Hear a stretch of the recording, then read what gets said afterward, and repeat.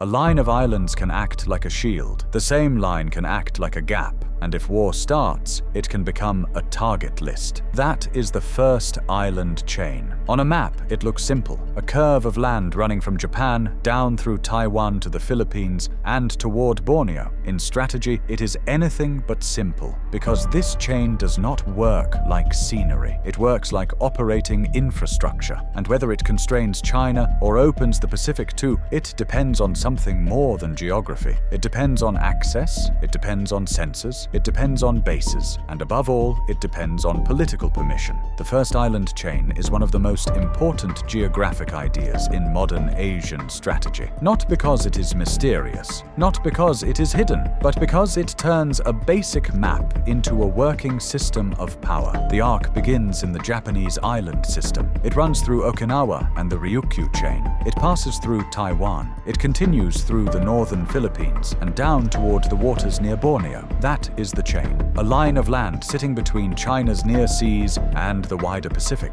Why does that matter? Because navies do not operate on flat maps. They move through real water, real choke points, and real airspace. And when a major power sits behind a line of islands, the question is never just whether it has more ships. The question is whether those ships can get out, survive, and operate freely beyond the line. This is the first island chain, a line of land that can either bottle up a navy or open the Pacific to it. That is why defense planners care about it so much. It is not just a string of islands, it is a set of positions that shape access, surveillance, and military movement. The map looks passive. The strategic consequences are not. This is the first shift the viewer has to make. Do not think of the chain as a border. Think of it as a system that channels movement, a system that creates exits and barriers, a system that can change the balance of power without a single island moving an inch. And that leads to the next point. The map is not flat. The ocean is not just open space. Some waters are shallow, constrained, and heavily watched. Other waters are deeper, wider, and better for maneuver and survivability. West of the first island chain sit the near seas, the East China Sea, the Taiwan Strait,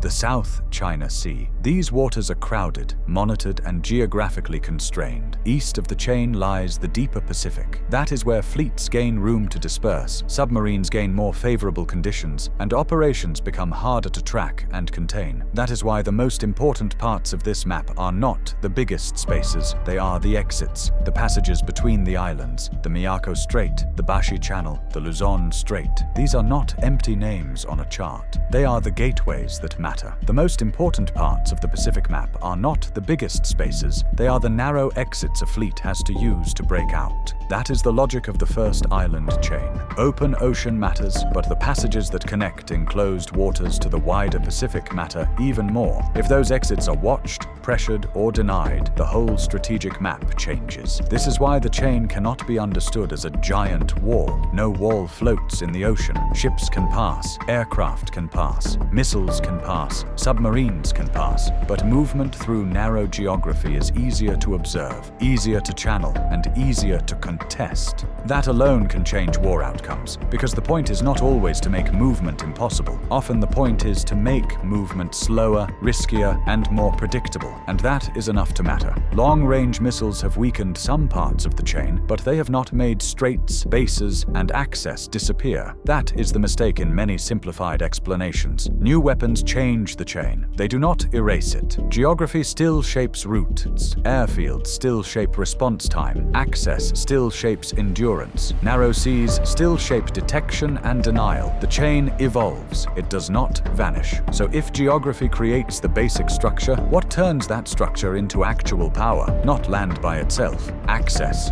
The islands do not move, but their strategic meaning changes all the time. That is because geography alone does not create deterrence. A coastline does not deter by itself. A runway does not matter by itself. An island position is not useful if it cannot be used. This is where politics gives geography its meaning. Basing rights, access agreements, rotational presence, permissions for aircraft, permissions for logistics. logistics, permissions for surveillance, permissions for dispersal during crisis. Those are the decisions that turn fixed geography into working military power. The most decisive shift in this rivalry may not be a new missile or a new ship. It may be a government quietly saying yes or no to access. That is the hidden power inside the first island chain. Geography stays fixed, but permission changes function. One approval can widen options. One refusal can open a gap. Quiet political decisions can reshape deterrence more than many public weapons announcements. This is why the first island chain is not just a military concept. It is a political operating system, a system of access, denial, and coordination. The same arc of islands can mean very different things depending on who can operate there. If Allied access is strong, the chain becomes more coherent. If permissions weaken, the chain becomes more porous. If coordination breaks down,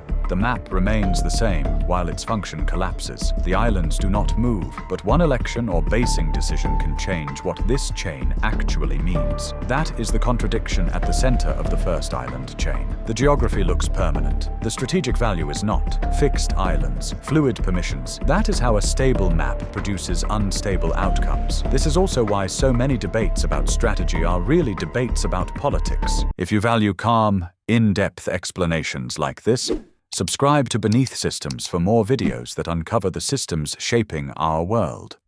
Who says yes? Who says no? Who hesitates? Who grants access early enough for it to matter? And once that logic is clear, the central position inside the chain becomes impossible to ignore. Taiwan. Taiwan is not just another point on the map. It is the middle lock of the first island chain. That phrase matters, because if the middle of the chain changes hands, the function of the whole arc changes with it. Taiwan sits at the center of the line between Japan to the north and the Philippines to the south. Its location affects sea control, air operations, surveillance, and the ability to move more freely between China's near seas and the wider Pacific. If Taiwan remains outside Beijing's control, the chain stays more coherent. If Taiwan falls under Beijing's control, the chain becomes functionally broken in the middle. Taiwan is not just another island in the chain, it is the middle lock that decides whether the whole arc holds together. That is why Taiwan matters far beyond its size. Its importance is structural. If the middle lock shifts, the geometry of the Western Pacific shifts with it. The issue is not only Taiwan itself, it is what happens to everything connected to it. This is why war games centered on Taiwan spend so much time on nearby airfields, straits, and access points outside Taiwan itself. Because a Taiwan conflict would not remain neatly around the island. It would immediately become a chain problem. Can support move fast enough? Can exits be watched? Can forces disperse? Can Allied operations remain coordinated? Can pressure be sustained? That is also why Beijing treats this arc so seriously, because without reliable access through the chain, reaching the wider Pacific remains more constrained, and that leads directly to the outer supports of the system. Japan in the north, the Philippines in the south. If Taiwan is the middle lock, then the chain still needs structure on both sides. Japan provides the strongest northern foundation, not only because of geography, because of infrastructure, bases, alliance systems, intelligence, surveillance, and reconnaissance, maritime and air power, logistics. Japan is more than a point on the map.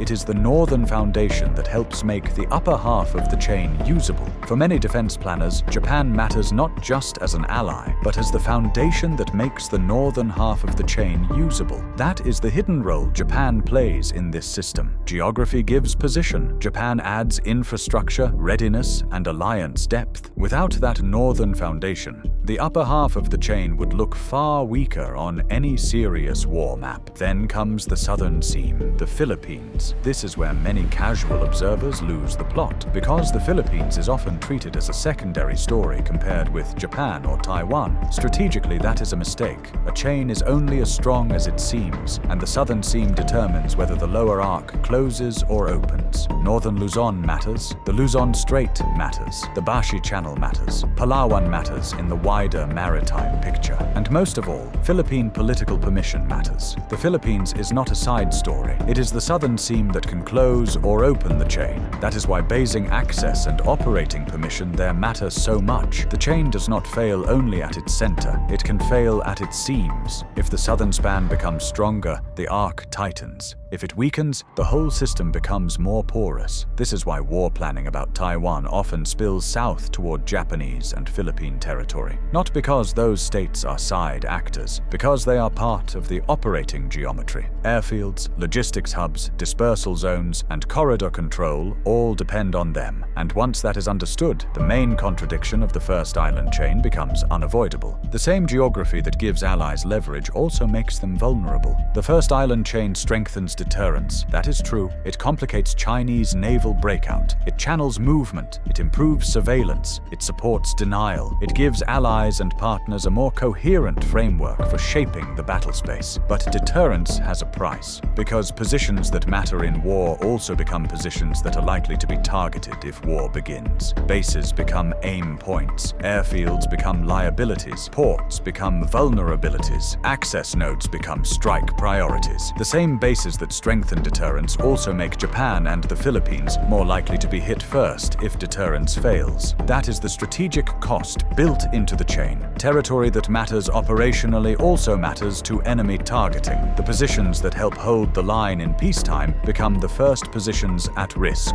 in wartime. Shield and target can be the same place. So is the first island chain a shield? Yes, if access holds. Is it a trap? It can be, if forces inside it are exposed and coordination fails. Is it a target list? Yes, if deterrence breaks and conflict turns kinetic. That is why simplistic language about walls and containment misses the real point. The chain is not an impenetrable barrier. It is a system that complicates, channels, and delays. And in war, delay matters. Channeling matters. Access matters. Permission matters. The first island chain is not a giant wall in the ocean. It is a system that only works if people and politics make it work. That is the real correction. Geography creates the skeleton. States decide whether to animate it. A passive map does nothing. A coordinated chain changes timing, options, and risk across the entire Western Pacific. That brings us to the larger truth. The biggest shifts in this system may not come from a new piece of geography. There is no new island to discover, no new strait to invent. The bigger shifts may come from decisions, a denied access request, a new rotational agreement, a government that becomes more willing to host forces, a government that becomes more cautious. Those are the quiet choices that decide whether the chain acts like a barrier, a gap, or a broken line. The real question is not whether the first island chain exists on the map. It does. The real question is whether the states that sit on it will choose to make it hold. Because this chain is not a wall. It is a system of access, denial, and political permission. And in the Western Pacific, that may matter more than ship counts alone. If this video gave you a clearer way to understand the world beneath the surface,